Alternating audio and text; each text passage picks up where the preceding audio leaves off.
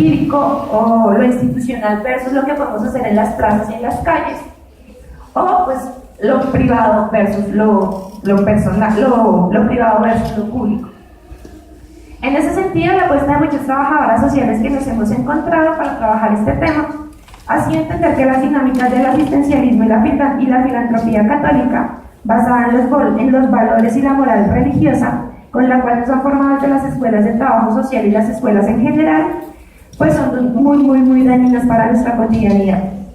Por ende, debemos de construir y sobre todo desnaturalizar unos discursos que tenemos muy encarnados.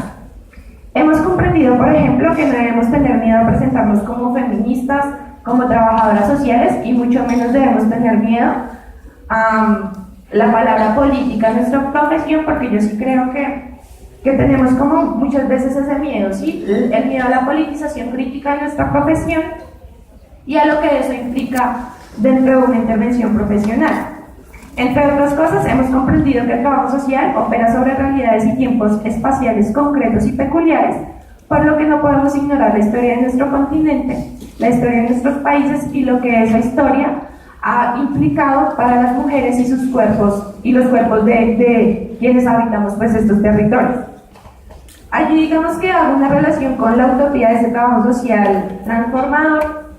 que no es una idea pues de mi generación, sino que es una idea que viene sonando desde hace mucho tiempo, ¿sí? Romper con ese servicio social inicial conservador y pues imprimirle todo como todo el tinte de transformación a la profesión. El problema a mi modo de ver es que aunque hemos discutido un montón cómo hacer un trabajo social transformador, ha sucedido lo mismo que sucede como con la mayoría de los discursos que gestamos en la academia. Y es que en efecto siento que los discutimos un montón, pero realmente no nos pasa por el cuerpo. No es una cosa que sintamos en las entrañas o que pues realmente creamos que nos toca.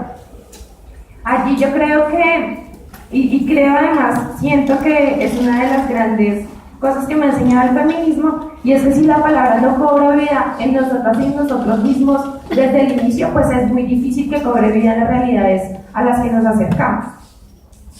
Impensable en esta misma línea para mí, por ejemplo, y en un país como este, no tener posiciones frente al mundo y la vida como trabajadores y trabajadoras sociales. Hablar, por ejemplo, de una profesión neutral o política, para mí, pues aparte un poco de llamar a la cobardía, me parece una actitud supremamente peligrosa, en la medida que siento que se lleva otra vez al orden de la injusticia social, al incremento de las desigualdades y al seguir reproduciendo todo esto que les mencionaba pues inicialmente. Para cerrar esta parte de mi intervención, quisiera un poco también recordar una frase que decía Camilo Torres frente a la sociología y a la construcción de la sociología. Él decía que la sociología no ha sido una excepción dentro del mosaico de nuestro colonialismo económico y político. Y para mí, esto no es solamente para la sociología, sino también para el trabajo social. Y no es un llamado, digamos, a que pues no queramos nada de afuera, nada de Europa, sino simplemente es un llamado a la despatriarcalización cultural para mí de la profesión, ¿sí? Y a la, no sé, descolonización sobre todo de nuestros saberes dentro de la academia. Allí es ese como que es el que a mí siempre me cuesta mucho, yo creo que a la mayoría. Yo creo que podríamos hacer un trabajo, por ejemplo, muy básico de mirar en los programas curriculares que vemos en estas clases cuántos y cuántas autoras latinoamericanas leemos, ¿sí? Y cuántas europeos y europeas. Y digamos en esa desigualdad de hombres y mujeres también, cuántas trabajadoras sociales latinoamericanas y colombianas estamos leyendo y haciendo parte de nuestros discursos que vamos a posicionar como egresados y egresadas en este país. Ya para entrar en el tema más específico de las mujeres en el marco del conflicto armado, lo que pude hasta ahora aprender de ese trabajo, pues tenía algunas estadísticas, pero por tiempo obviamente no las voy a exponer aquí. En términos generales, las estadísticas lo que nos dicen es que las mujeres en el mundo son las más pobres entre los pobres,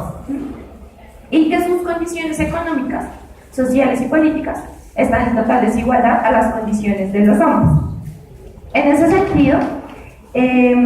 digamos que estas situaciones de desigualdad para las mujeres se precarizan mucho más, se hacen mucho más precarias,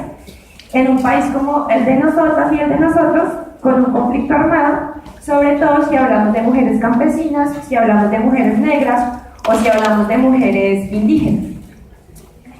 Es bien sabido que todo esto de la pobreza y de todo lo que estaban exponiendo los compañeros ahorita, pues es una situación estructural, ¿sí? Son consecuencias de la estructura.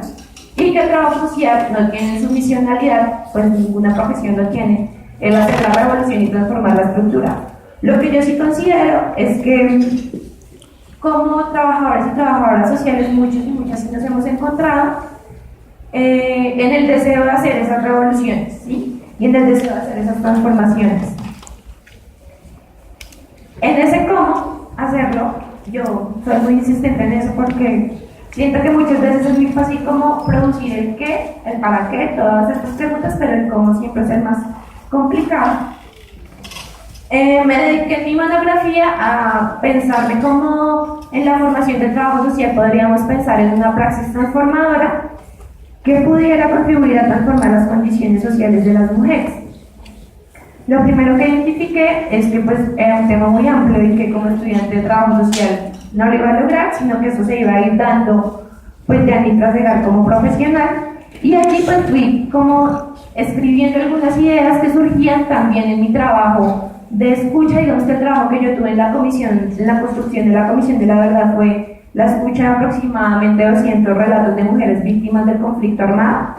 de los 1.300 que se recogieron para esa comisión. Algo que consideré vital en esa apuesta fue el reconocimiento de toda la historia de la vida de las mujeres, y los territorios en que hacemos nuestros trabajos de campo. Yo sí creo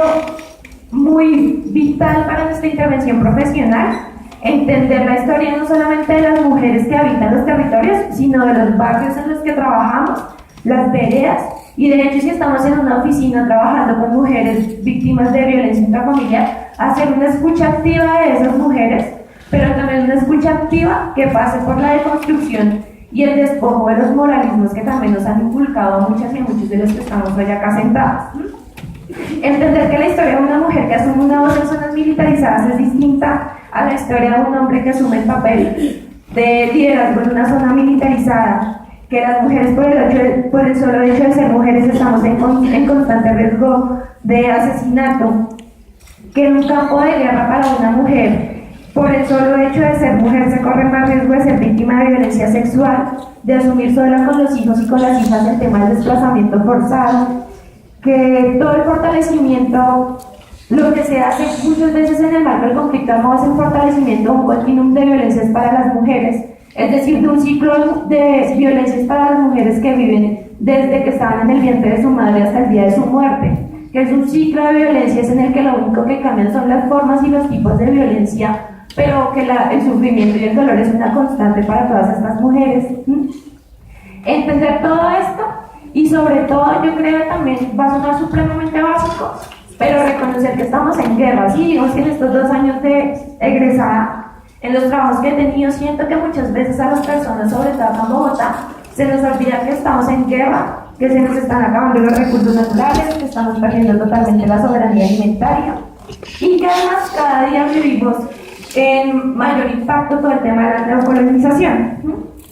Que las mujeres indígenas, por ejemplo, y las mujeres negras, aún siguen viviendo situaciones de esclavitud y esclavitud sexual, que siguen siendo producto o objeto de intercambio sexual en muchos territorios de nuestro país.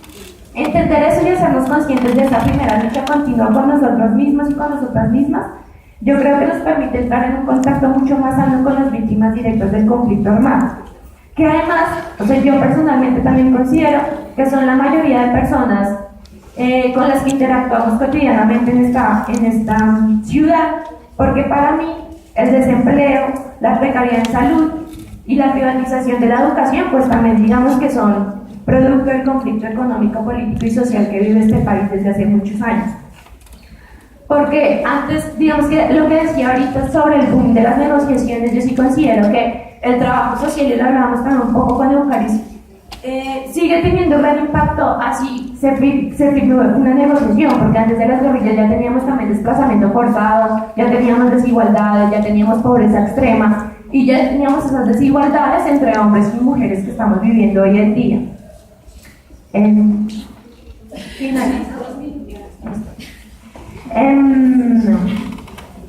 Bueno, ya para terminar entonces,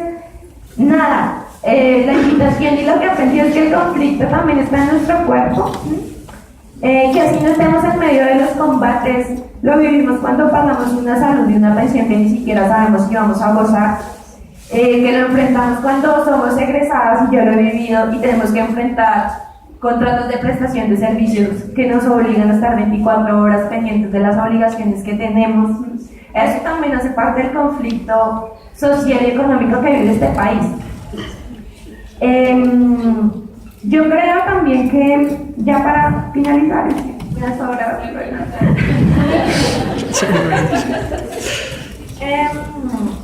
Bueno, no, que para un mejor ejercicio profesional con personas víctimas del conflicto armado, o en el campo que sea, también como trabajadoras y como trabajadores sociales, lo primero que debemos hacer es entender que nosotras y nosotras mismas estamos inmersas en la guerra, que somos supremamente racistas, que somos supremamente machistas, eurocéntricos, clasistas, homofóbicos, lesbofóbicos, ¿no? Y que si lo entendemos desde nosotros y nosotras mismas, si no lo vemos solo en aquella que vamos a intervenir, vamos a hacer un proyecto político también y profesional mucho más amplio, yo sí creo, y además conjunto, no desde el papel de yo estoy acá detrás del escritorio y tú estás allá y esto es Superman, sino en la construcción de escenarios de paz, ahí sí, desde el trabajo social, pero entendiendo que todos y todas crecimos en este país en una cultura de la guerra que nos ha hecho, no sé, tener unas prácticas como seres humanos bien complicadas. Ya yo creería eso, pues para finalizar ya ahora sí, pues ninguna profesión evidentemente tiene la ambición de ser la revolución, obviamente, pero yo sí estoy convencida que como habitante de este país sí tenemos al menos la responsabilidad de pensarnos y de conocer pues cuál ha sido la historia del pueblo latinoamericano y qué implicaciones tiene pues eso hoy en nuestras vidas y en las vidas de quienes vamos a, o con quienes vamos a compartir ese ejercicio profesional. Gracias.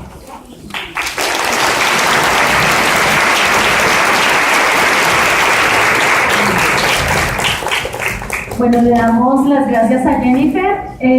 Pues me emociono mucho porque digamos que desde que ella estaba aquí en las aulas de clase, su reflexión permanente como mujer, como profesional,